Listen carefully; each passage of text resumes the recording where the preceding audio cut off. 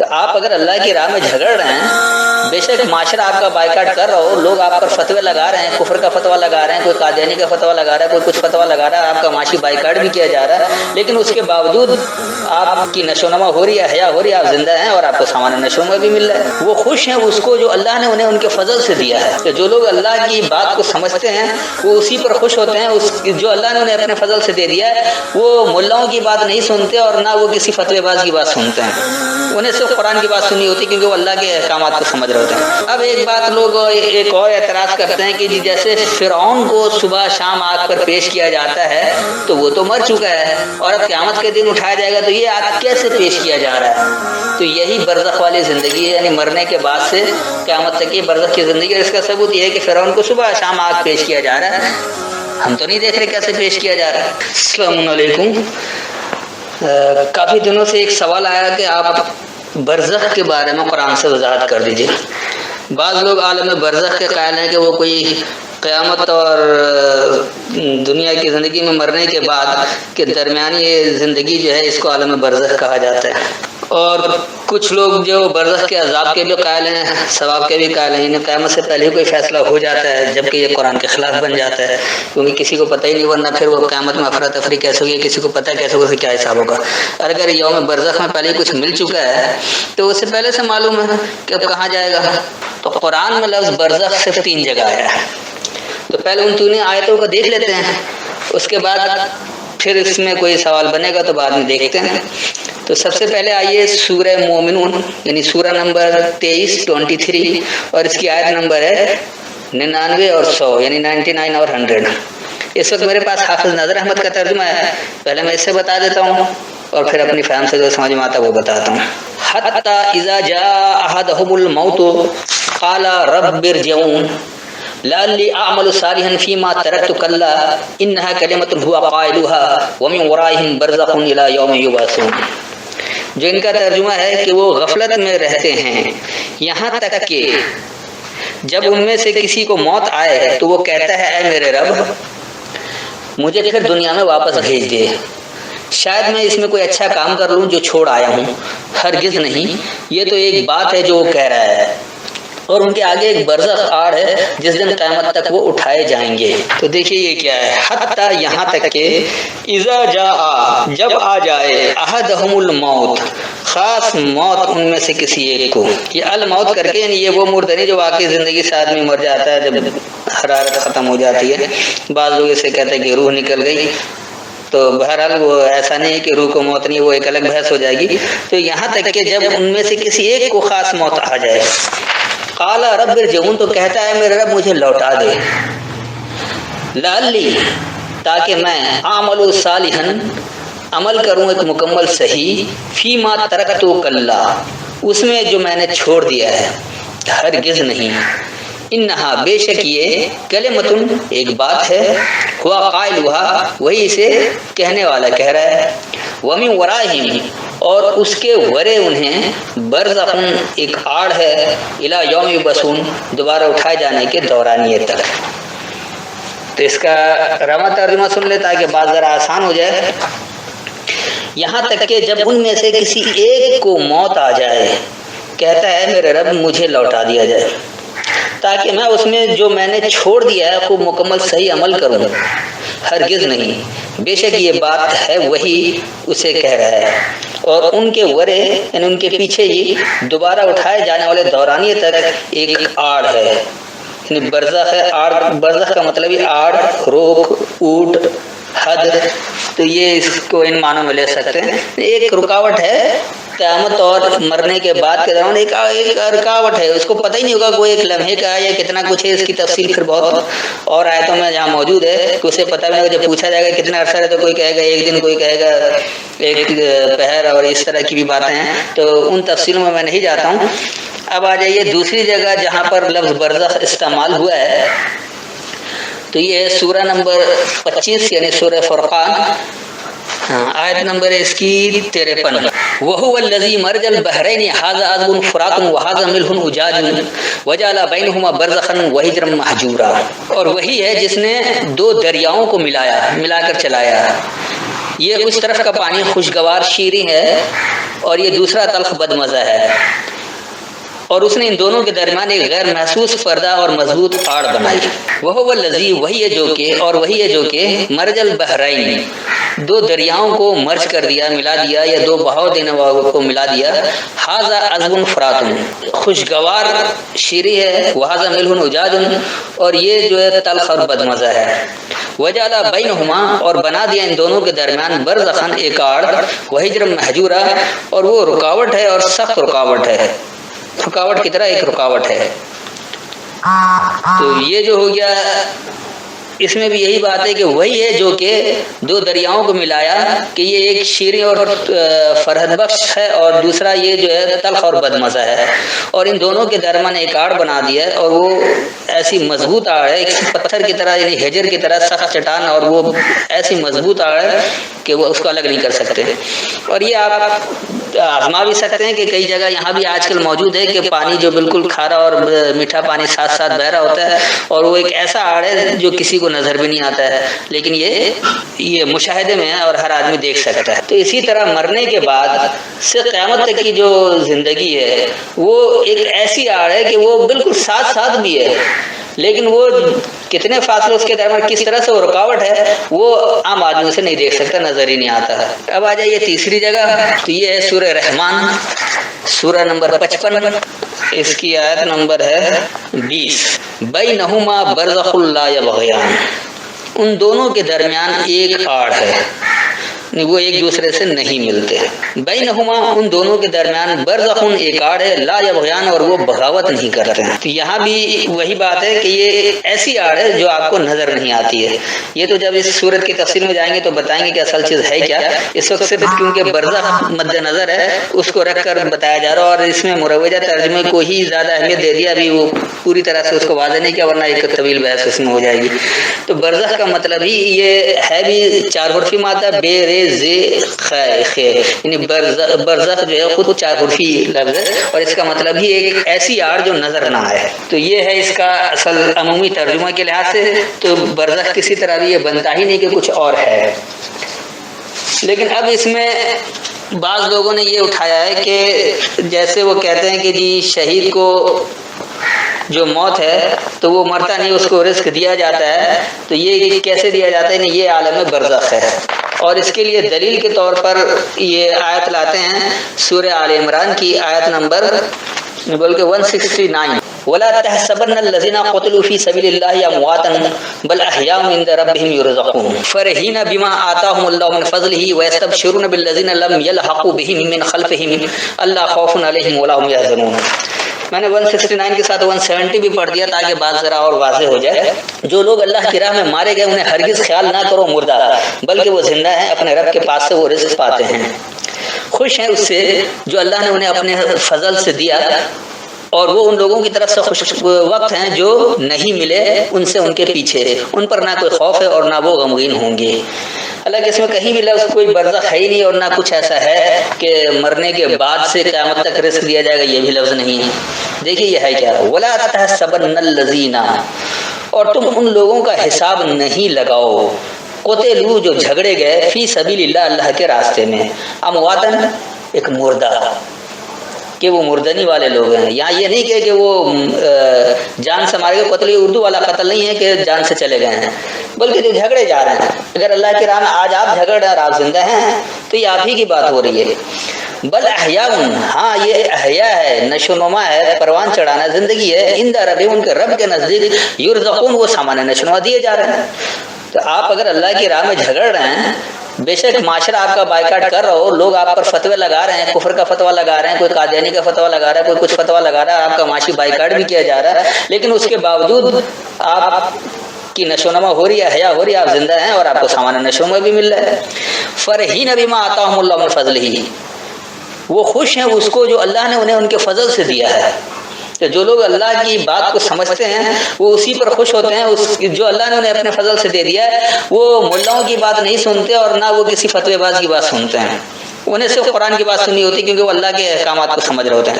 وَيَسْتَبْشِرُونَ بِالَّذِينَ اور وہ جلد آگاہی دیتے ہیں ان لوگوں کو لم یلحقوا جو ان سے الحاق نہیں کیے، جو ان سے ملے نہیں، بہم من خلفہم ان کو ان کے پیچھے سے، یعنی جو لوگ اور پیچھے ہیں قرآن کی بات سمجھنا چاہتے ہیں لیکن وہ ابھی وہ الحاق نہیں کیے، وہ عملی طور پر آپ کے ساتھ نہیں ملے ہیں، تو ان کے لیے بھی بات آ رہی ہے کہ اللہ خوف علیہم، یہ کہ نہیں ان پر کوئی خوف ہے، ولا هم يحزنون اور نہ وہ غمگین ہوں گے. تو اس کا جو رواں ترجمہ ہو گیا کہ تم ان لوگوں کا حساب نہیں لگاؤ جو اللہ کے راستے میں جھگڑتے ہیں، ایک مردہ ہے. ہاں ان کے رب کے نزدیک ان کی احیا ہے، ان کی نشوونما ہو رہی ہے، انہیں زندگی مل رہی ہے، وہ سامان نشوونما دیے جا رہے ہیں. خوش ہیں اس کو جو اللہ نے انہیں اپنے فضل سے دیا ہے، اور وہ ان لوگوں کو جلد آگاہی دیتے ہیں جو ان پر ابھی ان کے پیچھے سے ملے نہیں ہیں، یہ کہ ان پر کوئی خوف نہیں ہے اور وہ غمگین نہیں ہوں گے. تو یہاں سے بھی کوئی برزخ کی بات نہیں ہو رہی، یہ یوں ہی ختم ہو جاتا ہے. اب کچھ لوگ آتے ہیں کہ وہ کہتے ہیں کہ جی وہ جب جان نکالی جاتی ہے تو اس وقت بھی ایک سزا ہے اور وہ عالم برزخ ہے جب تک قیامت نہیں آتی، اور اس کے لیے وہ حوالہ لیتے ہیں سورہ انعام آیت نمبر 93. ومن اظلم ممن افترى على الله كذبا او قال اوحي الي ولم يوحى اليه شيء ومن قال سانزل مثل ما انزل الله ولو ترى اذ الظالمون في غمرات الموت والملائكة باسطوا ايديهم اخرجوا انفسكم اليوم تجزون عذاب الهون بما كنتم تقولون على الله غير الحق وكنتم عن آياته تستكبرون. تو یہ جو یہاں پر آیا ہے ولو تری الظالمون فی غمرات الموت، یہاں سے وہ لیتے ہیں دیکھیں جو موت کی سختی اور فرشتے کہہ رہے ہیں اپنی جان نکالو، یہ بھی ایک عذاب ہے، اور یہ عالم برزخ سے یعنی مرنے کے بعد سے عالم برزخ پورا شروع قیامت نہیں آنے تک. اس کا جو انہوں نے ترجمہ لکھا ہے پہلے یہ دیکھ لیں اور پھر میں بتاتا ہوں کہ یہ کیا ہے. اور اس سے بڑا ظالم کون ہے جو اللہ پر جھوٹ بہتان باندھے یا کہے میری طرف وحی کی گئی ہے اور اسے کچھ وحی نہیں کی گئی. اسی طرح وہ جو کہے کہ میں ابھی اتارتا ہوں اس کی مثل جو اللہ نے نازل کیا. اور اگر تو دیکھے جب ظالم موت کی سختیوں میں ہوں اور فرشتے اپنے ہاتھ پھیلائے ہوں کہ اپنی جانیں نکالو، آج تمہیں ذلت کا عذاب دیا جائے گا اس سبب سے کہ تم اللہ کے بارے میں جھوٹی باتیں کہتے تھے اور اس کی آیتوں سے تکبر کرتے تھے. حالانکہ اس پورے ترجمے میں خود بھی ان کا کوئی عالم برزخ نہیں آ رہا ہے، کچھ نہیں ہے. پھر بھی بہرحال دیکھیں ومن ازلم اور کون ہے خوب ظالم ممن افترا اس سے جو افترا کرتا ہے جو گھڑتا ہے اللہ کذبا اللہ پر جھوٹ، او قالا یا کہتا ہے اوحی الیہ حکم کیا گیا ہے میری طرف، ولم یوحى الیہ شیء اور نہیں اس کی طرف کوئی شے حکم کیا گیا.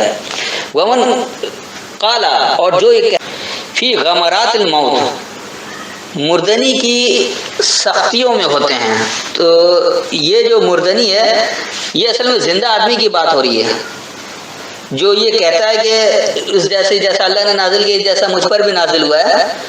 تو یہ وہ لوگ جو یہ کہہ رہے ہیں، تو یہ جو غمرات موت ہے مردنی کے جہالت میں چھائے ہونا آپ اس کو کہہ سکتے ہیں. مردنی کی جہالت میں چھائے، مردنی کی سختی میں نہیں بلکہ مردنی کی جہالت ان پر چھائی ہوئی ہے. والملائکۃ باسطوا ایدیہم اور قوت مدد ان کے سامنے پھیلے ہوئے ہیں. اخرجوا انفسکم کہ نکالو اپنی سوچوں کو، اپنی نفسیات کو. یہ جان نکالنے کی بات نہیں ہو رہی ہے. اخرجوا انفسکم یہ کہ نکالو تم اپنی سوچ کو، اپنی نفسیات کو. الیوم تجزون عذاب الہون آج کے دورانیے میں تمہیں ذلت والی سزا دی جا رہی ہے. یعنی جب آپ اللہ کے احکامات کو نہیں سمجھتے ہیں، اس کے خلاف عمل کرتے ہیں، اپنی سوچ آپ اس کے خلاف چلا رہے ہوتے ہیں، اس نظام کے خلاف، اس سسٹم کے خلاف، اللہ کے احکامات کے خلاف، تو آپ کو ذلت کی سزا مل رہی ہے. جیسے آج کے مسلمان دنیا بھر میں ذلیل و خوار ہیں.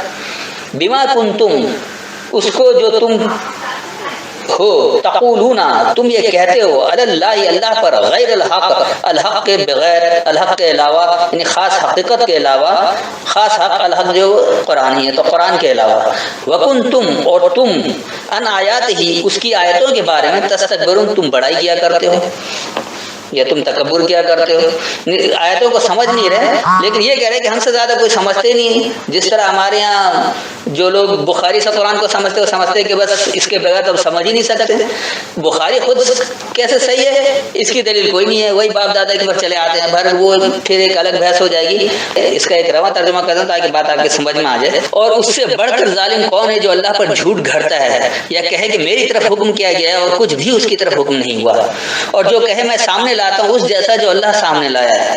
اور تم دیکھو جب ظلم کرنے والے مردنی کی جہالت میں چھائے ہوئے ہوتے ہیں اور ان کے سامنے قوت مدد پھیلا ہوا ہو، تم اپنی نفسیات سے نکلو. آج کے دور میں تمہیں ذلت کی سزا سے بدلہ دیا جا رہا ہے، اس کا جو تم الحق یعنی قرآن کے علاوہ اللہ پر تم کہتے ہو، اور تم اس کی آیتوں کے بارے میں تم جلد بڑائی کیا کرتے ہو، انہیں تکبر کیا کرتے ہو. تو یہاں بھی وہ کوئی برزخ کی بات نہیں ہے جس طرح سے اسے سمجھا گیا ہے، بلکہ یہاں بھی بات عمل کی ہو رہی ہے اور اسی زندگی کے بارے میں بات ہو رہی ہے. اچھا، اس کے علاوہ بعض لوگ ایک آیت اور بھی لیتے ہیں، سورہ نحل، الذین تتوفاہم الملائکۃ طیبین یقولون سلام علیکم ادخلوا الجنۃ بما کنتم تعملون. وہ جن کے جان فرشتے اس حال میں نکالتے ہیں کہ وہ پاک ہوتے ہیں، وہ فرشتے کہتے ہیں تم پر سلامتی ہو، اپنے اعمال کے بدلے جنت میں داخل ہو. اس کو لوگ کہتے ہیں کہ یہ جو جنت میں داخل ہو رہے ہیں جان نکالتے ہی، تو یہ پورا پھر جو ہے وہ عالم برزخ والی زندگی اب قیامت کے دن جب اٹھائے جائیں گے. بھئی اگر یہ پہلے سے ہی ان کو پتا ہو کہ ان پر خوشحالی میں چلے گئے ہیں، جنت میں داخل ہو گئے ہیں اور اپنی جان اس طرح سے نکالا ہے، قیامت میں جب بھی اٹھیں گے ان کو تو معلوم ہے وہ جنت میں جائیں گے، پھر اس وقت کے حساب کتاب کا کیا معاملہ؟ وہ کچھ ہونے نہیں چاہیے، سب کو پہلے سے پتا ہو گیا کون کدھر جا رہا ہے. یہ بھی یہاں پر زندگی کی بات ہے کہ الذین تتوفاہم الملائکۃ طیبین، وہ لوگ کہ ان پر مکمل ہوتی ہے قوت مدد. تتوفاہم، توفا کہتے ہیں مکمل ہونے کو، تو زندگی بھی مکمل ہو جاتی ہے، اس لیے وہ بھی وفات کہلاتا ہے. تو وہ لوگ جو ان پر قوت مدد مکمل ہوئی، طیبین ان کی پسندیدہ، جو انہوں نے چاہا اس کے حساب سے انہیں پسندیدگی والی قوت مدد سے ان کی مکمل حمایت ہوئی، ان کو مکمل کیا گیا. یقولون سلام علیکم، وہ کہتے ہیں تم پر سلامتی ہے. ادخلوا الجنۃ، داخل ہو جاؤ خوشحالی، بما کنتم تعملون، اس کا جو تم عمل کیا کرتے ہو، جو عمل کر رہے ہو خوشحالی والا، اس کے نتیجے میں داخل ہو رہے ہو. تو یہ جو ہوا اس کا رواں ترجمہ کہ جو لوگ ان کی پسندیدہ قوت مدد ان پر مکمل ہوتی ہے، وہ یہ کہتے ہیں تم پر سلامتی ہے، خوشحالی میں داخل ہو جاؤ اس کا جو تم عمل کیا کرتے ہو. یہ عمل کے لحاظ سے بات آئی ہے اور کچھ بھی نہیں ہے. اب ایک بات لوگ ایک اور اعتراض کرتے ہیں کہ جیسے فرعون کو صبح شام آگ پر پیش کیا جاتا ہے تو وہ تو مر چکا ہے، اور اب قیامت کے دن اٹھایا جائے گا تو یہ آگ کیسے پیش کیا جا رہا ہے؟ تو یہی برزخ والی زندگی ہے، یعنی مرنے کے بعد سے قیامت تک یہ برزخ کی زندگی ہے. اس کا ثبوت یہ ہے کہ فرعون کو صبح شام آگ پیش کیا جا رہا ہے، ہم تو نہیں دیکھ رہے کیسے پیش کیا جا رہا ہے. اور اس کے لیے ثبوت کے طور پر جو دیتے ہیں وہ سورہ مومن یعنی سورہ نمبر 40 اور اس کی آیت نمبر ہے 46 یعنی 40 کی 46. تو آئیے اس کو بھی دیکھ لیتے ہیں کہ یہ کیا ہے. یہاں کہہ رہے ہیں کہ النار یعرضون علیہا غدوا وعشیا ویوم تقوم الساعة ادخلوا آل فرعون اشد العذاب. جو ان کا ترجمہ ہے کہ جہنم کی آگ جس پر وہ صبح و شام پیش کیے جاتے ہیں، اور جس دن قیامت قائم ہوگی حکم ہوگا تم داخل کرو فرعون والوں کو شدید ترین عذاب میں. اب دیکھیں ان کے روایتی ترجمے سے بھی بات تو یہ واضح ہے کہ یہ کہہ رہے کہ صبح شام آگ پیش کیا جاتا ہے اور جب قیامت قائم ہوگی تو کہا جائے گا کہ فرعون کو شدید ترین عذاب میں تم داخل کرو. تو اللہ کیوں نہیں داخل کرے گا؟ کیا اللہ نے اس وقت انسان کو اختیار دے دے کہ تم جسے چاہے جنت میں داخل کرو؟ یہ بات ہی نہیں ہے. یہاں اگر آپ آگے سے چلیں گے یہ تو پھر طویل بات ہو جائے گی، لیکن اس کو جب شروع سے پڑھیں گے تو یہ تو اسی وقت کی بات کی ہو رہی ہے، یہ قیامت کی بات ہی نہیں ہے. تو النار یعرضون علیہا، النار ان خاص جلنا، وہ اس پر پیش کیا گیا غدوا وعشیا صبح اور شام، وَيَوْمَ تَقُومُ السَّاعَةُ اور وہ دورانیہ کہ تم وہ خاص لمحہ قائم کرو، ادخلوا یہ کہ داخل کرو اعلی فرعون کے طریقہ کار والوں کو اشد العذاب سخت سزا. تو یہ جو اس کا میں رواں ترجمہ کرتا تاکہ بات ذرا واضح ہو جائے کہ یہ بات کیا چلی، پھر میں اسے سمجھاتا ہوں کہ جلنا صبح اور شام اس پر یہ پیش کیا گیا، اور وہ دورانیہ کا لمحہ تم قائم کرو، فرعون کے طریقہ کار والوں کو سخت سزا میں داخل کرو. یہ اسی وقت کی بات ہو رہی جیسے آج آپ اگر اللہ کے احکامات کو کسی کے سامنے پیش کر رہے ہیں، آج بھی کوئی رونت والا، کوئی فرعون گھمنڈی حکمراں جو طاقت کے زوم میں فرعون بنا ہوا ہے، اس کو آپ اگر صبح شام پیش کریں یعنی 24 گھنٹے آپ اسے اللہ کی بات پیش کریں جب بھی آپ کو موقع ملے. اس کا یہ مطلب نہیں کہ آپ 24 گھنٹے وہیں بیٹھے ہیں، صبح شام یعنی جب آپ کو موقع ملتا ہے، جب آپ اس کے سامنے پیش کرتے ہیں کہ دیکھو تمہارا یہ عمل جو ہے یہ خاص جلنے والا ہے. ایسے عمل نہیں کرو، اللہ کے عذاب کو دعوت مت دو. اور وہ جو دورانیہ ویوم تقوم الساعہ، اور وہ دورانیہ تم وہ خاص لمحہ قائم کر کے دو. تو جو لوگ اللہ کی بات کرتے ہیں انہیں چاہیے کہ وہ ایسا نظام قائم کر کے دیں اور اس کو دکھائیں کہ دیکھو اللہ کا نظام کس طرح قائم کیا جاتا ہے. اور تم جو نظام قائم کر رہے ہو، جو تم جلا رہے ہو، خود بھی جل رہے ہو اور عوام کو بھی جلا رہے ہو، یہ کیا ہے؟ یہ وہ کرنا ہے جو موسیٰ نے وہ نظام قائم کر کے دکھایا، کر کے دیا، اس کے لیے کوشش کی، اس کے سامنے بھی دکھایا کہ دیکھو تم جلنے والا پیش کر رہے ہو. تو وہاں پر کہا جائے کہ داخل کرو فرعون کے طریقہ کار والوں کو سخت سزا میں. تو جو لوگ اس طریقے کار پر ہوں گے وہ سخت سزا میں داخل ہو جائیں گے. اور یہ ہم ہی داخل کریں گے جو لوگ نظام قائم کریں گے. یہ قیامت کی بات نہیں ہو رہی، اور نہ یہ کوئی ہے کہ مرنے کے بعد فرعون کو پیش کیا جا رہا ہے. ایسا بھی کچھ نہیں ہے. یہ کہیں نہیں ہے کہ مرنے کے بعد بھی قیامت تک اس کو صبح شام آگ کر پیش کیا جائے گا. ایسی کوئی بات نہیں ہے. وہ سب روایتی ترجموں کی غلطی ہے. تو میرے خیال میں کافی وضاحت ہو گئی ہوگی کہ برزخ کوئی زندگی نہیں ہے، برزخ کوئی ایسا لمحہ نہیں ہے. ہاں، مرنے کے بعد سے قیامت تک کے لیے اس کا وہ برزخ ہو گیا، کیونکہ اسے پتہ ہی نہیں ہوگا کہ کتنا عرصہ گزر رہا ہے. وہ تو ایک موت کی طرح کہ اسے علم ہی نہیں ہوگا کہ کتنا عرصہ ہے کتنا عرصہ نہیں ہے. اور اس کے لیے مثال کے لیے اللہ نے بتایا کہ جیسے تلخ اور شیریں دریا کا پانی بہ رہا ہوتا ہے اور وہ دونوں ساتھ ساتھ بہ رہے ہوتے ہیں. ایک طرف کا پانی میٹھا ہے اور ایک طرف کا جو وہ کڑوا ہے، اور وہ دونوں ملتے نہیں ہیں، اس کے درمیان برزخ نہیں. ایک ایسی آڑ، ایک ایسی رکاوٹ، ایک اتنی سخت آڑ ہے کہ آپ کو نظر بھی نہیں آ رہی. تو ایسے ہی آپ کے مرنے کے بعد قیامت کب آئے گی، اس کے دوران ایک ایسی سخت آڑ ہے جو آپ کو نظر نہیں آئے گی، لیکن وہ ایک آڑ ہے، وہ تو اللہ ہی کو پتہ ہے کب کیا کچھ ہوگا اور کیا نہیں ہوگا. تو اتنی وضاحت کافی ہے. پھر بھی کوئی سوال ہو تو بعد میں کر سکتے ہیں. السلام علیکم.